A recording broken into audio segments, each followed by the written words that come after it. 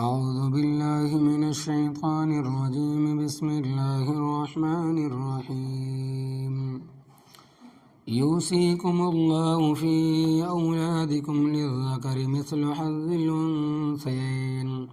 فإن كن نساء فوق اثنتين فلهن ثلثا ما ترك وإن كانت واحدة فلها النصف ولأبويه لكل واحد منهما السدس مما ترك إن كان له ولد فإن لم يكن له ولد وورثه أبواه فلأمه الثلث فإن كان له إخوة فلأمه السدس من بعد وصية يوصي بها أو دين آباؤكم وأبناؤكم لا تدرون أيهم أقرب لكم نفعا فريضة من الله إن الله كان عليما حكيما صدق اللہ العظیم۔ لفظی ترجمہ سورۃ النساء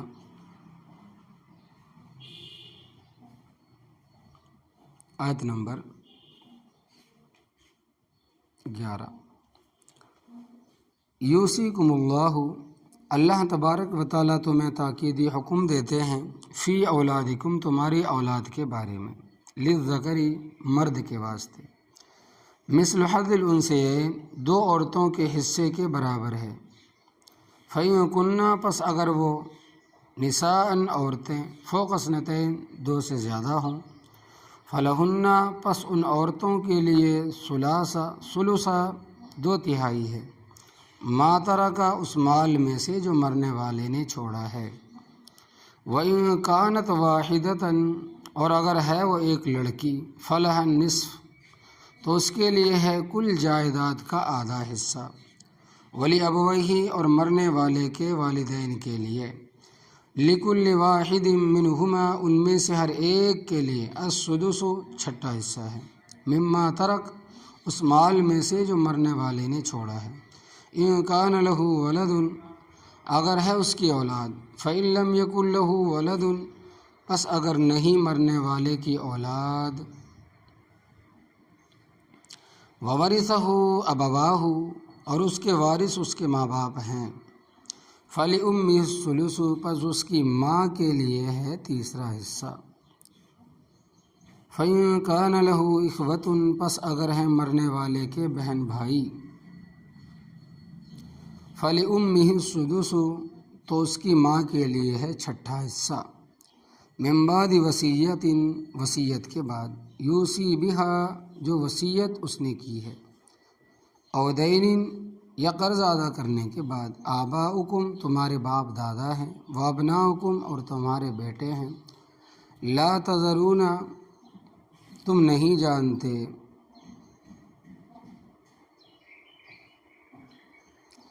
ایہم اقرب لکم نفعا، ان میں سے کون زیادہ قریب ہے تمہارے لیے نفع پہنچانے کے اعتبار سے، فریضۃ من اللہ، یہ اللہ تبارک و تعالیٰ کی طرف سے مقرر کیا ہوا فریضہ ہے، ان اللہ، بے شک اللہ تبارک و تعالیٰ،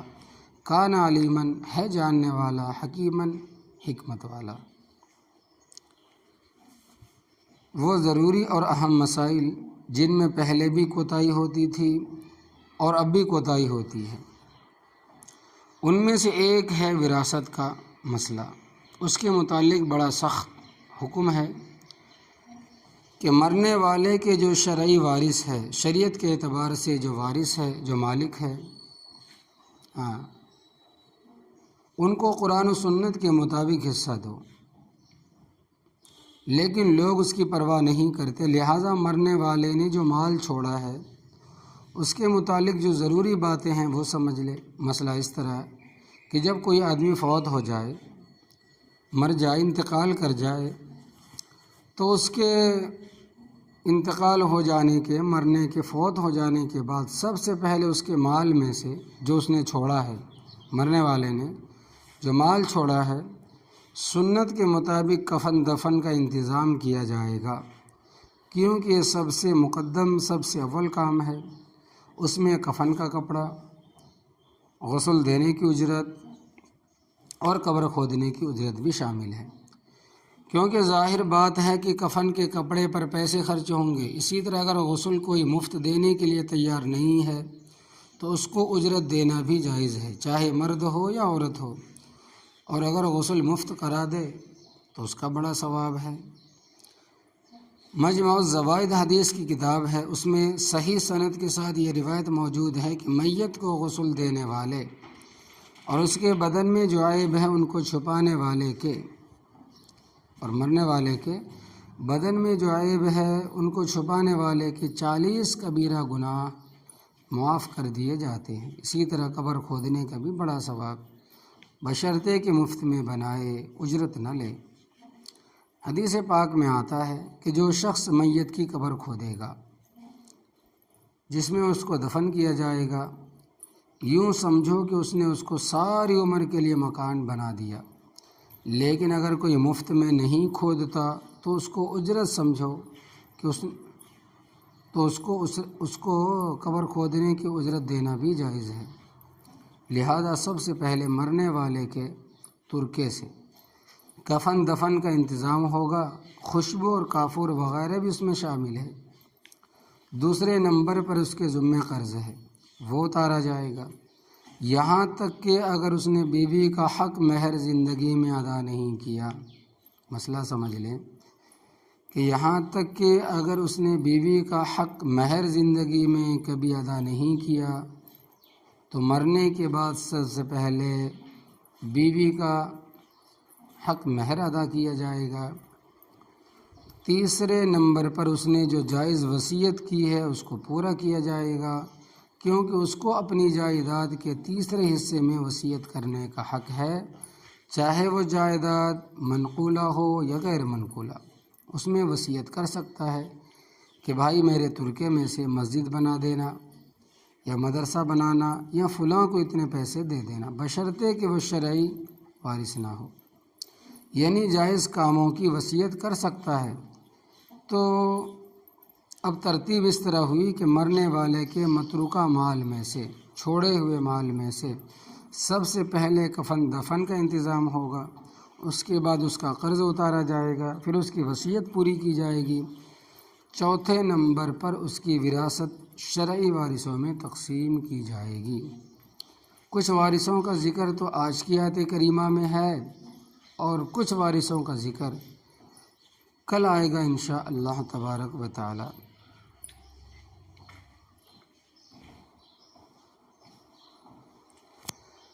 ایک اور ضروری بات بھی یہاں پر سمجھ لیں، وہ یہ کہ 5 چیزیں اور سبب ایسے ہیں کہ جن کی وجہ سے آدمی وراثت سے محروم ہو جاتا ہے۔ ضروری مسئلہ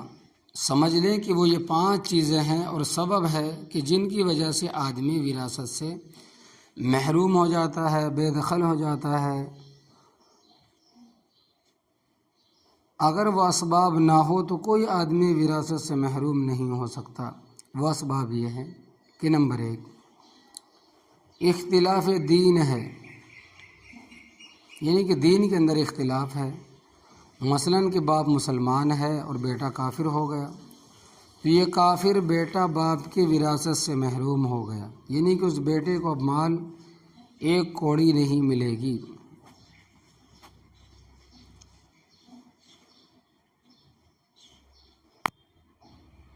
اور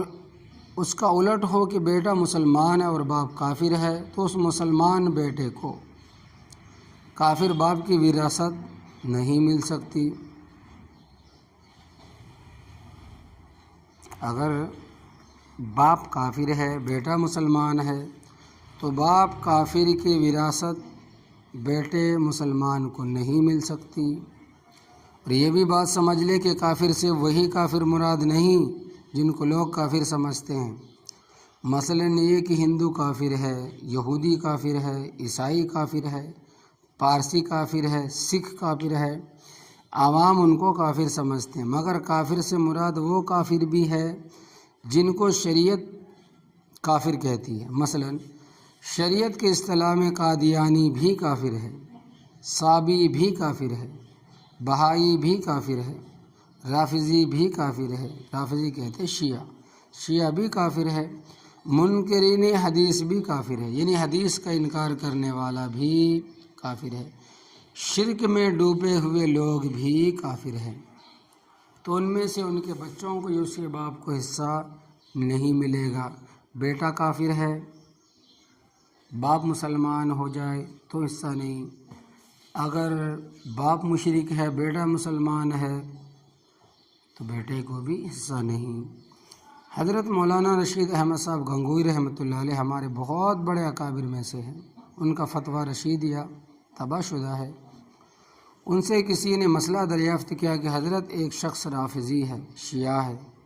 کیا اس کی وراثت سنی بیٹے کو مل سکتی ہے یا نہیں؟ اور دوسرا مسئلہ یہ بتاؤ کہ سنی اور رافضی کا نکاح ہو سکتا ہے یا نہیں؟ حضرت نے فرمایا کہ فقہی طور پر نہ تو بیٹا وارث بن سکتا ہے اور نہ ہی نکاح ہو سکتا ہے، اور تمام فقہا اس مسئلے پر متفق ہے۔ آج بہت سارے لوگ اس کا لحاظ نہیں کرتے، حالانکہ سب سے پہلے یہ دیکھنا چاہیے کہ ہماری بیٹی جہاں جا رہی ہے ان کا عقیدہ صحیح ہے بھی یا نہیں۔ جب کہ لوگ اس کی پرواہ نہیں کرتے بلکہ مال دیکھتے ہیں، لڑکے کی شکل و صورت دیکھتے ہیں، کاروبار دیکھتے ہیں، کام گھر بار دیکھتے ہیں، صرف اور صرف محل دیکھتے ہیں۔ ماشاء اللہ 100 میں سے 1-2 ہوں گے جو اس کا خیال کرتے ہیں۔ حقیقت یہ ہے کہ بہت ساری ایسی جگہ ہوتی ہے جہاں نکاح قطعا نہیں ہوتا۔ تو بہرحال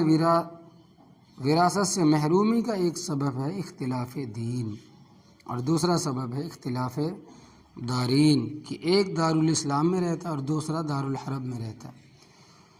اور ہیں بھی دونوں مسلمان۔ یہ مر گیا تو اس کو وراثت نہیں ملے گی، اگر وہ مر گیا تو اس کو مال نہیں ملے گی۔ پھر دارالاسلام دارالحرب کی تعریف میں فقہی طور پر خاصا اختلاف ہے۔ دارالاسلام کی ایک تعریف یہ کرتے ہیں کہ دارالاسلام اسے کہتے ہیں جہاں یعنی اول تا آخر اسلامی قانون نافذ ہو۔ اس کی تعریف کے مطابق پوری دنیا میں صرف وہ خطہ دارالاسلام ہے جو طالبان کے پاس ہے، جو تقریباً 27 صوبے ہیں۔ 32 صوبوں میں سے باقی جو 50 یا 55 ملک ہے سعودیہ، یعنی سعودیہ بھی اس میں شامل ہے، کوئی بھی دارالاسلام، سعودیہ بھی دارالاسلام نہیں ہے، کیونکہ کسی بھی اسلامی ملک میں اول تاخیر اسلامی قوانین نافذ نہیں۔ اور دارالحرب اسے کہتے ہیں جہاں مسلمان اپنے اسلامی فرائض ادا نہ کر سکیں۔ اس تعریف کے مطابق صرف چین اور روس اس زمرے میں آتے ہیں جو مسلمانوں کو کوئی عبادت کرنے ہی نہیں دیتے تھے، مگر اب وہاں بھی ادا کرنے دیتے ہیں۔ اس کے علاوہ کوئی بھی ایسا ملک نہیں جہاں مسلمانوں کو نماز، روزہ، حج، زکوٰۃ کی ادائیگی سے روکا جاتا ہو۔ تو اس وقت صحیح معنوں میں دارالحرب بھی کوئی نہیں ہے، دارالاسلام سوائے طالبان کے کوئی نہیں ہے۔ اور وراثت سے محرومی کا تیسرا سبب ہے کہ قاتل کو مقتول کی وراثت نہیں ملے گی، جبکہ آج کل بہت سارے ایسے واقعات ہوتے رہتے ہیں کہ مال کی خاطر باپ کو قتل کر دیا جاتا ہے، چچے تائی کو قتل کر دیا جاتا ہے، بھائی کو قتل کر دیا جاتا ہے، مال ہمیں مل جائے، چونکہ اسلامی قانون نافذ نہیں ہے، مل بھی جاتا ہے۔ تو وراثت سے محرومی کا چوتھا سبب ہے غلام ہونا۔ جو تیسرا سبب تھا وہ یہ تھا کہ اگر کوئی قاتل اپنے بھائی کو قتل کر دے، اپنے باپ کو قتل کر دے، یا باپ بیٹے کو قتل کر دے، تو بھائی کو جس نے قتل کیا ہے، قتل کرنے والوں کو اس میں سے حصہ نہیں ملے گا۔ چوتھا سبب ہے غلام ہونا۔ میرے علم کے مطابق اس وقت دنیا میں شرعی غلام کہیں نہیں۔ ایک شخص شرعی طور پر غلام ہو، اس کے باپ دادا آزاد ہو، اگر ایسا ہو تو یہ غلام ان کا وارث نہیں بن سکتا۔ اور یہ پانچواں سبب ہے کہ نبی کی اولاد ہونا، کیونکہ نبی کی وراثت تقسیم نہیں ہوتی۔ چنانچہ جب نبی کریم صلی اللہ علیہ وسلم کی وفات ہوئی تو کچھ مدت کے بعد ازواج مطہرات رضی اللہ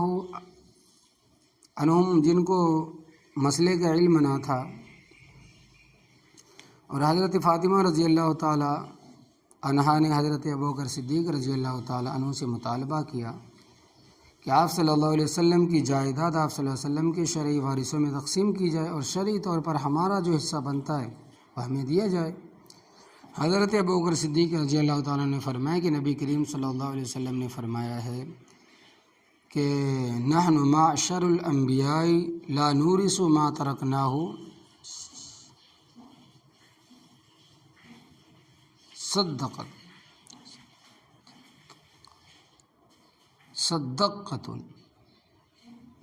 نحن معشر الانبیاء لا نورث ما ترکناہ صدقۃ، ہم جو انبیاء علیہ الصلوۃ والسلام کی جماعت ہے ہمارا کوئی وارث نہیں ہوتا، ہم جو کچھ چھوڑ جاتے ہیں سارا صدقہ ہوتا ہے۔ بخاری اور مسلم شریف میں روایت ہے کہ حضرت عمر رضی اللہ تعالیٰ عنہ نے حضرت علی رضی اللہ تعالیٰ عنہ سے سوال کیا کہ حضرت صلی اللہ علیہ وسلم کا فرمان ہے کہ پیغمبروں کی وراثت تقسیم نہیں ہوتی، تو فرمایا کہ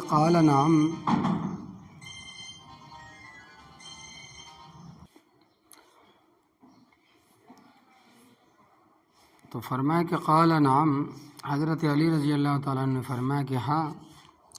نبی کریم صلی اللہ علیہ وسلم کا ارشاد ہے کہ حضرت عباس رضی اللہ تعالیٰ عنہ سے سوال کیا گیا کہ نبی کریم صلی اللہ علیہ وسلم کا فرمان ہے کہ پیغمبروں کی وراثت تقسیم نہیں ہوتی، قال اللہم نعم، انہوں نے کہا کہ اللہ تبارک و تعالیٰ گواہ ہے کہ ہاں۔ تو نبی کریم صلی اللہ علیہ وسلم کا فرمان ہے کہ اگر آپ کی وراثت تقسیم ہوتی تو مسئلہ 24 سے بنتا۔ اس آیت کریمہ میں ہے کہ اگر صرف ایک لڑکی ہی ہو تو اس کو نصف ملتا ہے، یعنی آدھا ملتا ہے، تو 24 کا نصف 12 ہے، 12 حصے حضرت فاطمہ الزہرا رضی اللہ تعالیٰ عنہ کو ملتے اور 8واں حصہ بیویوں کو ملتا، جس کا ذکر کل کی آیات میں انشاءاللہ آئے گا۔ اور یہ بھی یاد رکھنا کہ بیوی ایک ہو یا 2 ہو یا 3 ہو یا 4 ہو، حصہ 8واں ہی ملتا ہے اور اسی میں تمام شریک ہوتی ہیں، جبکہ خاوند صاحب اولاد ہو، چاہے ایک بچی ہی کیوں نہ ہو، تو 3 حصے ازواج مطہرات رضی اللہ تعالیٰ عنہم کو ملتے اور 9 حصے حضرت عباس رضی اللہ تعالیٰ عنہ کو ملتے، جو آپ صلی اللہ علیہ وسلم کے چچا تھے، مگر چونکہ انبیاء علیہ الصلوۃ والسلام کی وراثت تقسیم نہیں ہوتی اس لیے کسی کو حصہ نہیں ملا۔ اور حضرت ابوبکر صدیق رضی اللہ تعالیٰ عنہ نے نبی کریم صلی اللہ علیہ وسلم کا فرمان سنا دیا، جس کو حضرت عباس رضی اللہ تعالیٰ عنہ نے بھی تسلیم کیا اور حضرت علی رضی اللہ تعالیٰ عنہ نے بھی تسلیم کیا، اور یہ روایت بہت سارے صحابہ رضی اللہ تعالیٰ عنہ اجمعین سے ہے اور متواتر روایت ہے۔ اس کے بعد حضرت فاطمہ الزہرا رضی اللہ تعالیٰ عنہ بھی وراثت کے بارے میں پھر دوبارہ کبھی سوال نہیں کیا، حالانکہ نبی کریم صلی اللہ علیہ وسلم کے بعد 6 ماہ تک زندہ رہی۔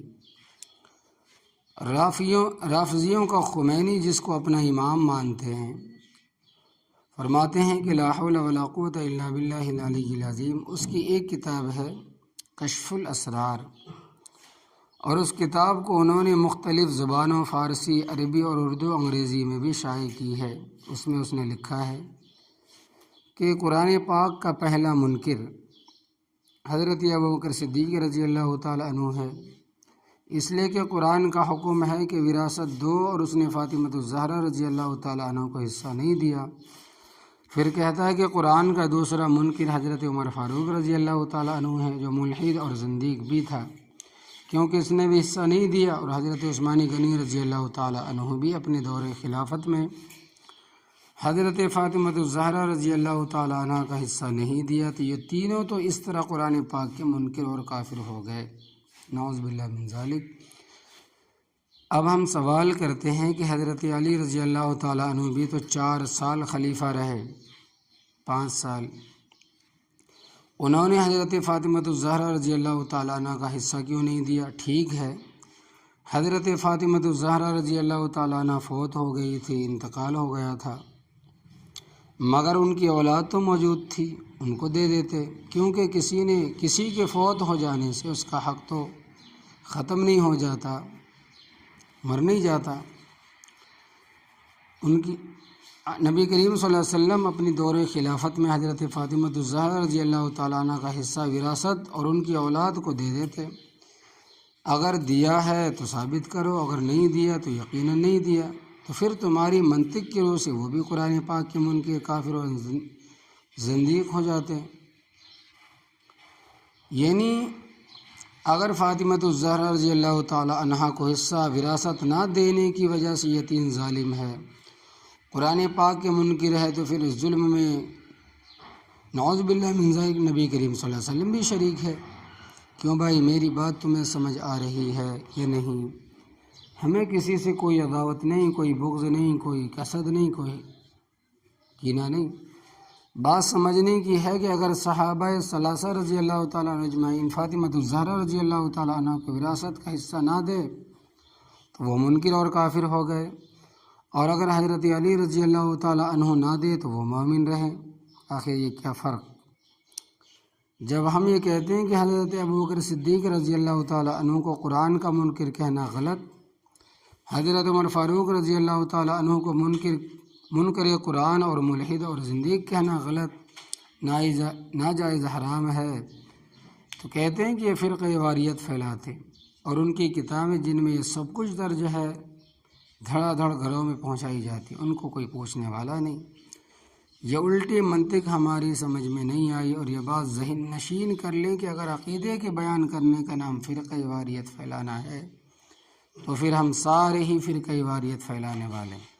اور اگر لڑائی اور دہشت گردی کا نام فرقہ واریت ہے تو اس کے بارے میں طبقے ہی مخالف ہیں سوائے غولیوں کے۔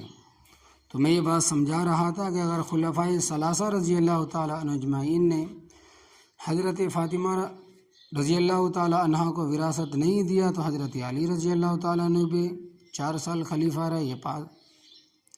انہوں نے کیوں نہیں دیا؟ اگر وہ فوت ہو گئی تھی تو ان کو اولاد تھی، ان کو دے دیتے۔ اور مسئلہ یہ ہے کہ جو جدی پشتی وراثتی حق کسی کے مر جانے سے ختم نہیں ہو جاتا۔ آج لوگوں نے یہ بہانہ بنایا ہوا ہے کہ زمینیں انگریز کے دور میں ملی ہے، اگر انگریز نے ناجائز تقسیم کی ہے اور لڑکیوں کو ان کا حق نہیں دیا اور لڑکوں کو دیا ہے، اس میں ہمارا کیا دخل اور قصور ہے؟ تو یہ بات غلط ہے۔ اس طرح لڑکیوں کا حق ختم نہیں ہوا، یہ لوگ اپنے شرعی وارثوں کا حصہ نکال دیں، مثلا پھوپھیوں کا، یہ پڑ پھوپھیوں کا اولاد در اولاد کا جو حصہ بنتا ہے وہ نکال کر ان کی اولاد کے حوالے کریں، ورنہ سب حرام خور ہیں، اور نہ حج قبول ہے، نہ نمازیں، نہ روزے، کوئی بھی عبادت قبول نہیں ہوگی۔ تو خیر، حضرت ابوبکر صدیق رضی اللہ تعالیٰ عنہ نے نبی کریم صلی اللہ علیہ وسلم کے حکم پر عمل کیا، اور باقی خلفائے راشدین رضی اللہ تعالیٰ عنہ نے بھی نبی کریم صلی اللہ علیہ وسلم کے حکم پر عمل کیا ہے۔ تو اللہ تبارک و تعالیٰ فرماتے ہیں کہ یوصیکم اللہ تبارک و تعالیٰ تمہیں تاکیدی حکم دیتے ہیں کہ وصیت کے معنی ہیں پختہ حکم، فی اولادکم تمہاری اولاد کے بارے میں، للذکر مثل حظ الانثیین مرد کے واسطے 2 عورتوں کے حصے کے برابر، یعنی لڑکے کو اتنا حصہ دو جتنا 2 لڑکیوں کو دینا ہے۔ مثلا ایک آدمی فوت ہو گیا ہے اور اس کے وارث صرف 1 لڑکا اور 2 لڑکیاں ہیں اور کوئی شرعی وارث نہیں، تو آدھا مال لڑکے کو ملے گا اور آدھا 2 لڑکیوں کو ملے گا، یعنی مسئلہ 4 سے حل ہوگا، 2 حصے لڑکے کو اور 1 حصے لڑکیوں کو، یعنی کہ حصے کے 4 کر دیں کہ 2 حصہ لڑکوں کو اور 1 حصہ لڑکیوں کو۔ اگر کسی مرنے والے کے وارث 4 لڑکے اور 1 لڑکی ہے تو مسئلہ 9 سے حل ہوگا، 2 حصے لڑکوں کو اور 1 حصہ لڑکی کو ملے گا، بشرطے کہ اور کوئی شرعی وارث نہ ہو۔ تو ضابطہ یہ ہے کہ لڑکوں کو لڑکی کی نسبت سے دوہرا حصہ ملے گا۔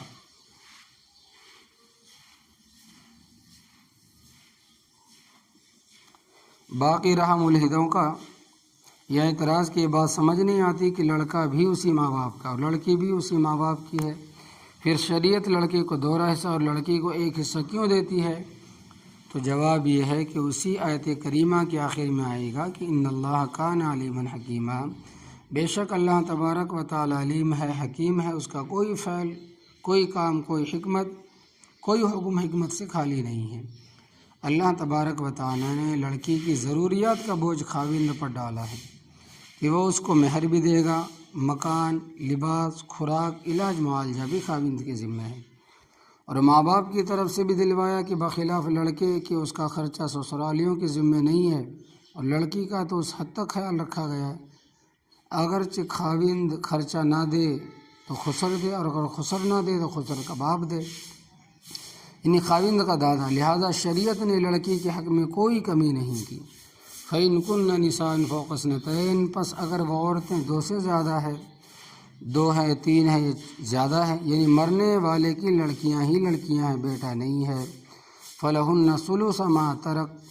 تو ان عورتوں کے لیے 2/3 ہے اس مال میں سے جو مرنے والے نے چھوڑا، یعنی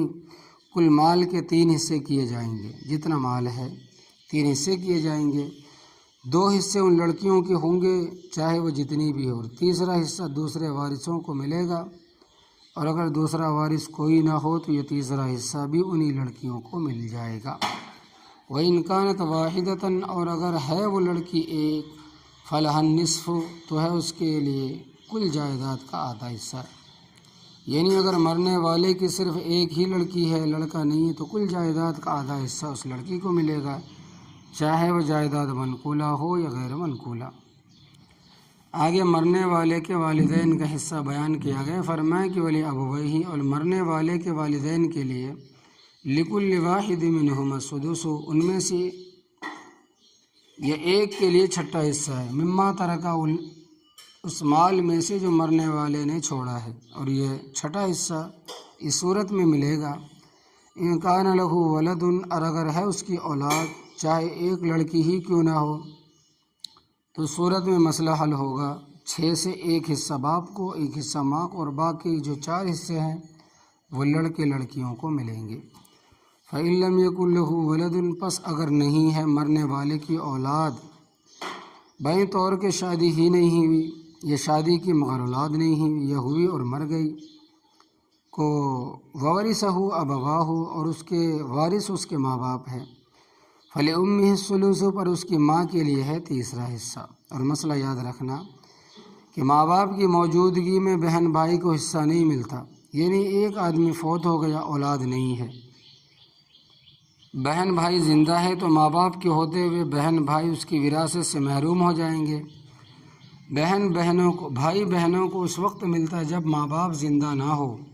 اور اس وقت مسئلہ 3 سے حل ہوگا، کل جائیداد کے 3 حصے کیے جائیں گے، 1 حصہ ماں کو ملے گا اور 2 حصے باپ کو۔ فَإِن كَانَ لَهُ إِخْوَةٌ، پس اگر ہے مرنے والے کے بہن بھائی تو ان کو ملے گا تو کچھ نہیں، مگر فَلِأُمِّهِ السُّدُسُ، تو اس کی ماں کے لیے ہے چھٹا حصہ، یعنی مرنے والے کے اگر بہن بھائی موجود ہے تو ماں کو تیسرے کی بجائے چھٹا حصہ ملے گا، اور مسئلہ 6 سے حل ہوگا، یعنی کل مال کے 6 حصے کیے جائیں گے، 1 حصہ ماں کو ملے گا اور باقی 5 حصے باپ کو۔ یہ بڑے باریک مسئلے، نہ کوئی پوچھتا ہے، نہ کوئی بتاتا ہے، نہ کوئی عمل کرتا ہے، الا ماشاء اللہ۔ باقی بھاؤ ہر چیز کا ہم جانتے ہیں کیونکہ روزانہ کا مشغلہ ہے، لیکن یہ جائیداد کی تقسیم ہوگی من بعد وصیت، وصیت کے بعد، یوصی بہا، جو وصیت اس نے کی ہے، عودین، یا قرضہ ادا کرنے کے بعد، یعنی اس کے ذمہ جو قرضہ ہے اس کی ادائیگی کے بعد، پہلے قرضہ ادا کریں پھر اس کے بعد مال کے حصے۔ آباؤکم، تمہارے باپ دادا ہیں، وابناؤکم، تمہارے بیٹے ہیں، لا تذرون، تم نہیں جانتے، ایہم اقرب لکم نفع، ان میں سے کون زیادہ قریب ہے تمہارے لیے نفع پہنچانے کے اعتبار سے۔ یہ تقسیم رب تعالیٰ نے کی ہے، وہ سب سے زیادہ اور بہتر جانتا ہے۔ فریضۃ من اللہ، یا اللہ تبارک و تعالیٰ کی طرف سے مقرر کیا ہوا فریضہ ہے، یعنی جو حصے بیان ہوئے یہ رب تعالیٰ کی طرف سے فرض ہے۔ ان کو نہ ماننے والا پکا کافر، اور مان کر عمل نہ کرنے والا بہت بڑا مجرم اور سخت گنہگار ساری زندگی دوزخ میں رہے گا، الا ماشاء اللہ، ان اللہ کان علیما حکیما، بے شک ہے اللہ تبارک و تعالیٰ جاننے والا، حکمت والا۔ یہ تقسیم اس نے اپنے علم کے مطابق خود فرمائی۔ کل بیوی اور خاوند کے حصے کا بیان ہوگا انشاءاللہ تبارک و تعالیٰ، اگر زندگی باقی رہی تو۔ اللہ عمل کی توفیق عطا فرمائے، آمین۔